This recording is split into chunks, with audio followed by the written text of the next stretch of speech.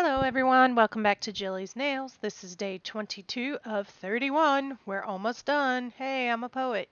Anyway, today we are going to do some very quick, simple, basic reverse stamping nails that are candy, candy, candy, candy, candy. And if you don't know what that reference is, you should watch that Garfield Halloween special. It's on YouTube. It's free. I'll find it and link it because it's worth the watch. It cracked me up. We're going through first. I'm going to pick up this chocolate bar image with a white stamping polish. It's actually coconut. It's an off-white stamping polish. And I'm going to put the cap on it just because we have cat quakes and cat hair and cats and dogs and pets. So I don't want hair getting in it. So I covered it up. We're also going to go through and use this candy corn image, and it's kind of like a double layered candy corn. And I'm going to let those dry so that we can do some reverse stamping on them.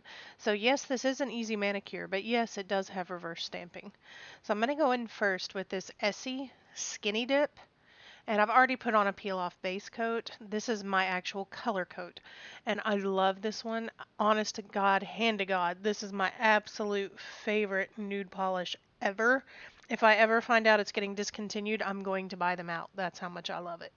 So if you haven't tried Essie Skinny Dip and you're looking for a good French manicure base or something that's just not quite clear, has just a little bit of a tint to it, it's definitely worth checking out.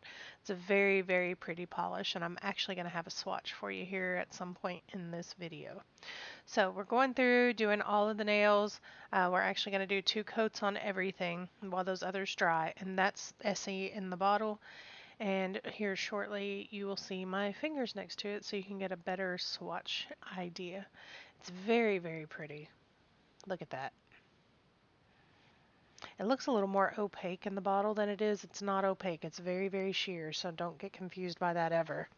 Um, I'm going to go through and I picked kind of a milk chocolate color for this design. If I had this to do over again, I would not have stamped this in white. When I stamped it, I was thinking if I stamped it in black, that the chocolate would just make the lines disappear, but it still ended up, because I did a natural colored manicure, it still made the lines kind of hard to see around the edges. But what I'm doing is just going through and dot, do not drag, tap, tap, tap, dot, dot, dot, this color inside of the lines on the chocolate bar image. And I did actually go a little bit over the line and didn't notice it and stamped it on my dang nail that way, so it's got a little smudge. And then I'm taking the candy corn and kind of working through that one in layers. The candy corn have little faces on them. It's got like a tongue and some eyes. So I did the tongue, then I'm dot in the eye color, and go ahead and paint the tips white as well with the candy corn. And we'll give that time to dry, and we'll go in with some yellow. And we're going to do that, I believe it was in the middle. Did I get these out of order?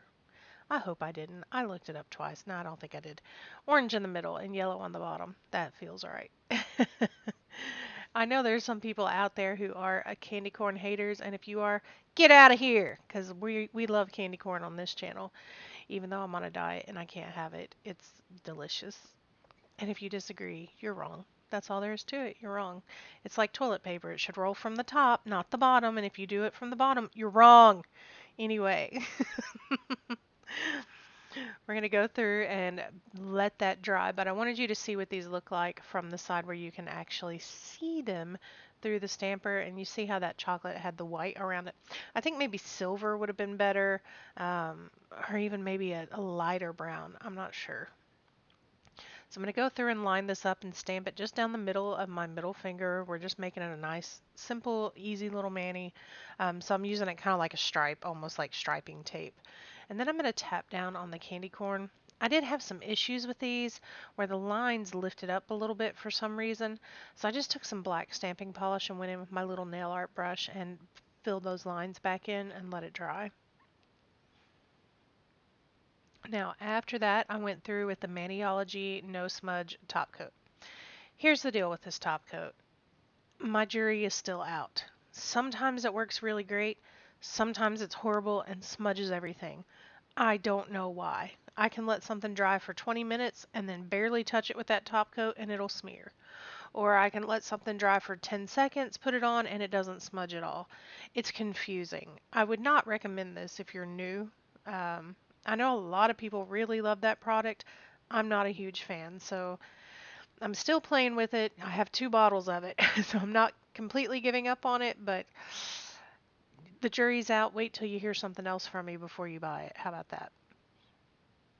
And then I'm just going through and doing another coat on top of that. I was a little bit worried. It felt a little lumpy, and I wanted to make sure it was nice and smooth for the actual top coat. And I am doing that over both of them. And that one smeared some on the candy corn, on the side of the candy corn. So just be careful with it. This is the finished manicure. I hope you really like it. Please excuse my shredded up cuticles. And if you do enjoy this video, you can click on my face in the upper left hand corner. You can watch more videos in the upper right hand corner. Thank you so much for watching. Bye.